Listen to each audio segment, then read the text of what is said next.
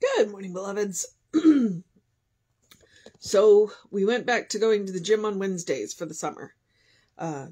Our personal trainer is a teacher. He's a drama teacher, and or what he was last year, and I think he's going to go back. But Tom's like, "Can we go back to?" Because he usually has Wednesdays off, so he doesn't. But not the first two. So I was like, "All right, okay." It is May 31st.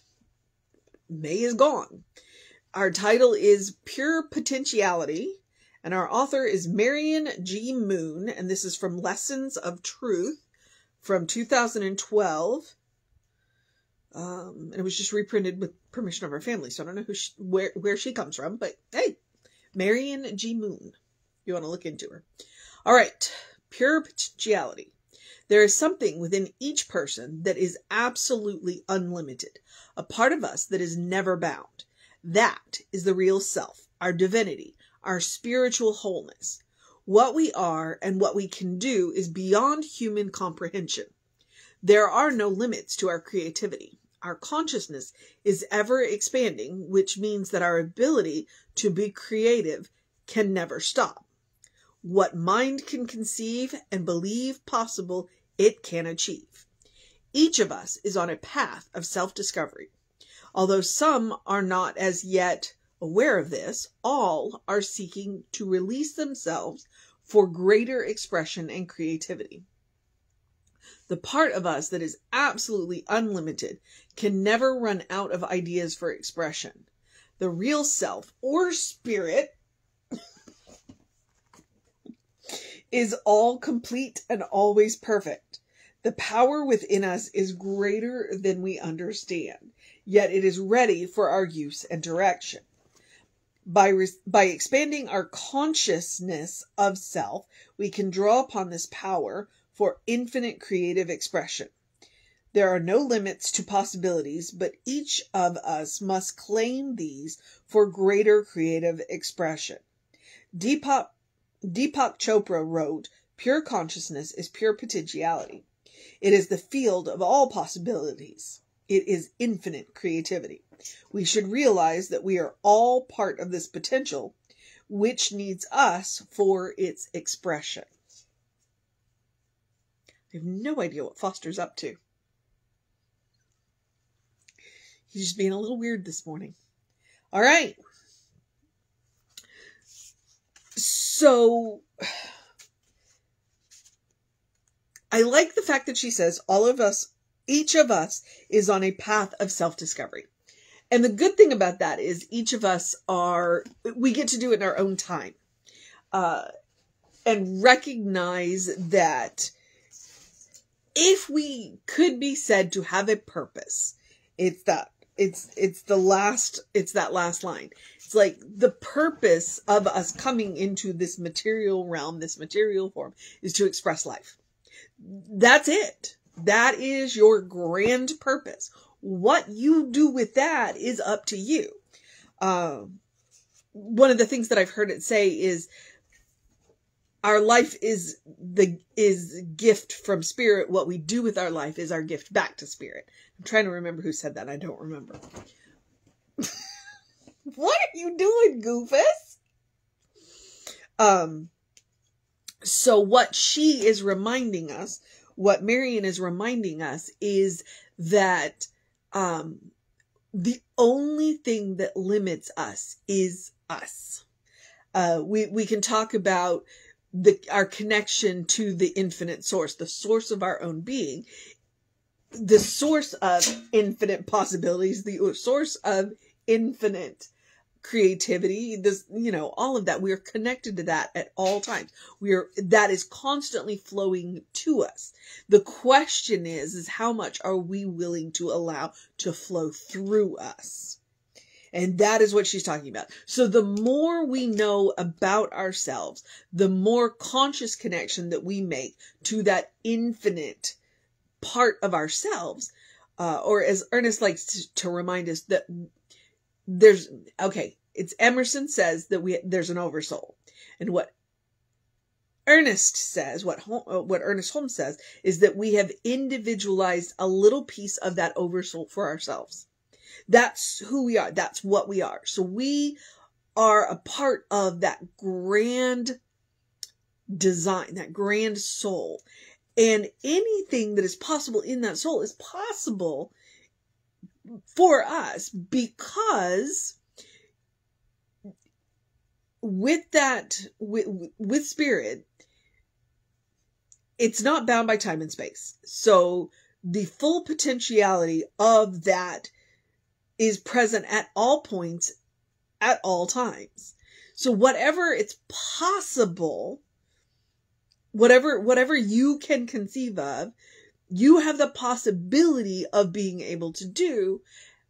But then that goes back to how strong is your belief? Because yesterday we talked about skepticism, and that's it. That's it. If we have this great idea and then we go, yeah, well, but I can't do that. You're right. But if you have this great idea and you think, wow, that's amazing, I'm getting on this, then, and I can do this, you're right. And when you believe that you can do it, the universe will move things around. It will bring people into your life. It will bring resources to you when you believe that it's possible. So what Marian is reminding us is, you know what?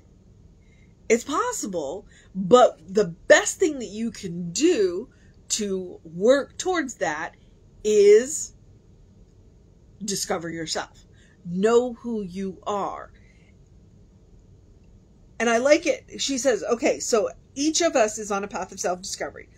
Although some are not as yet aware of this, all are seeking to release themselves for greater expression and creativity. She's not saying what we're releasing ourselves from. What she is reminding us is what we are releasing ourselves to. Greater expression and creativity. There are no limits on our creativity. Our consciousness is ever expanding, which means our ability to be creative can never stop. What mind can conceive and believe possible, it can achieve. And that's it. Okay? The mission today, should we choose to accept it, is to expand our consciousness of self so that we can draw upon this power of infinite creative expression. All right? Know who you are. Last year, Jessie gave us that summer assignment of know who you are. Well, that's what Marian is reminding us. It's like the more conscious you are of who you are, the more conscious you can be of your freedom of creativity and expression. If we could be said to have a purpose, that's it. We are here to be creative. We are here to express life. What we do with that is up to us.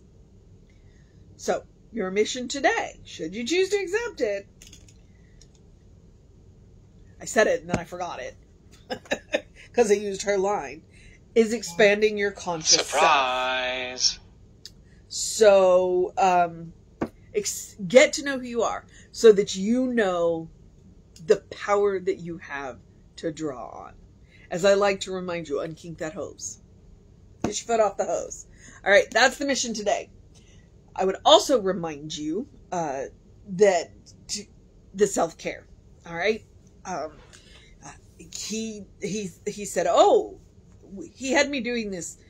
I had to lay down on the floor today, and I don't enjoy getting down on the floor because then I have to get up off the floor. So he had me doing this one particular lift extension, and he's like, it's pulling that far up, and he went, that's your problem, your quads. And I was like, so I sat down at the end of the workout and I wrote down all of the stretches, and I was like, is this? And he's like, yes. And I said, now the question is, will I do them every day? Okay, that's self-care. Do I want to do the stretches? No. Do I need to do the stretches? Yes, because it's called self-care. Will it be uncomfortable? Probably. But if I do it in the long run, so the spiritual practice of doing something loving for yourself, doing something kind for yourself, doing something compassionate for yourself, it is self-care. All right? I don't hide that. I say it in plain English. I want you to do something loving for yourself, do something kind for yourself, do something compassionate for yourself every day. And it can be the same thing every day, or it can be a different thing every day. The point is to practice on yourself for a variety of reasons. Okay? One, You are your own best test subject. Is this the most loving, kind, and compassionate thing I can do? Well, now I have feedback.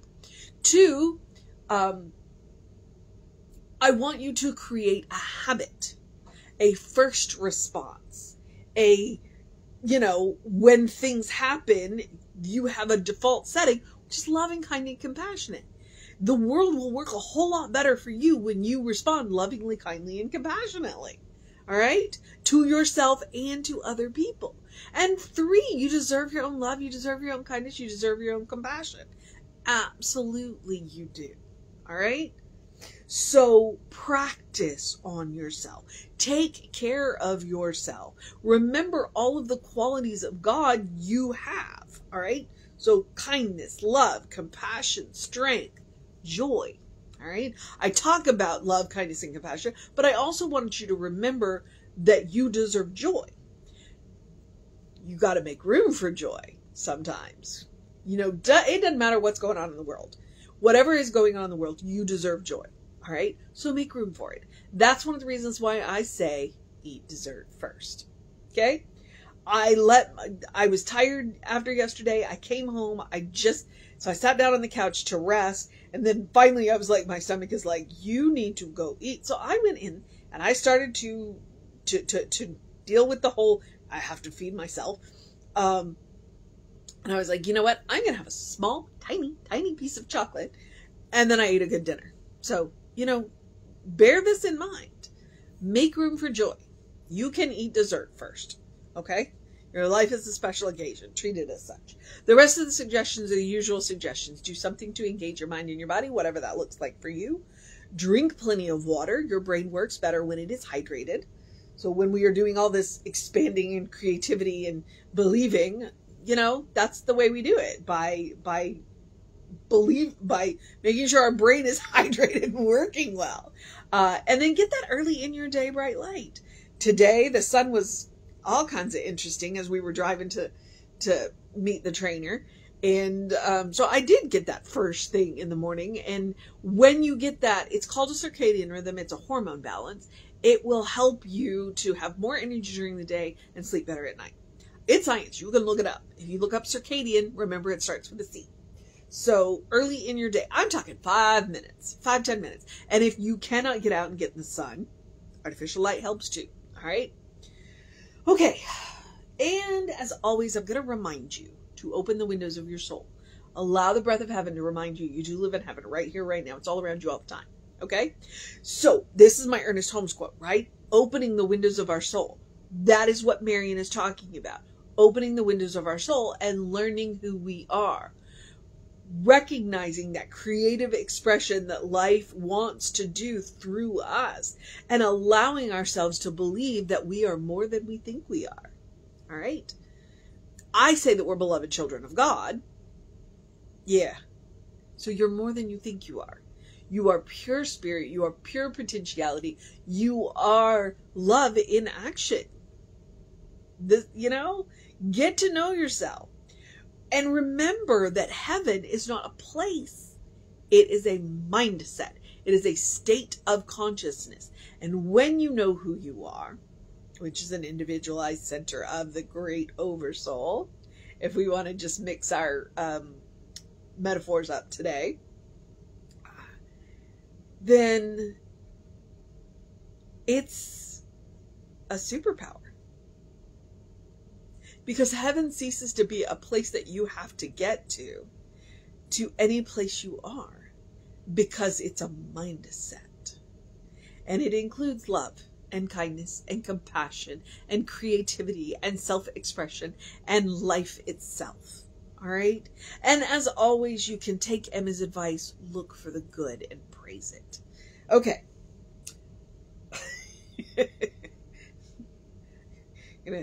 I don't know what's going on with parkour today. He's standing on me, beating me with his tail. So, right? Are you my parkour kitty?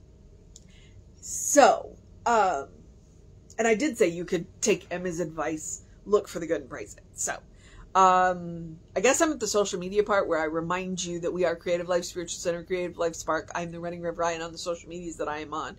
So please feel free to, check it out and see what we've got going on there. If you want to know what's going on with the center, email info@creativelife.org. That will get you on the constant contact. And that will,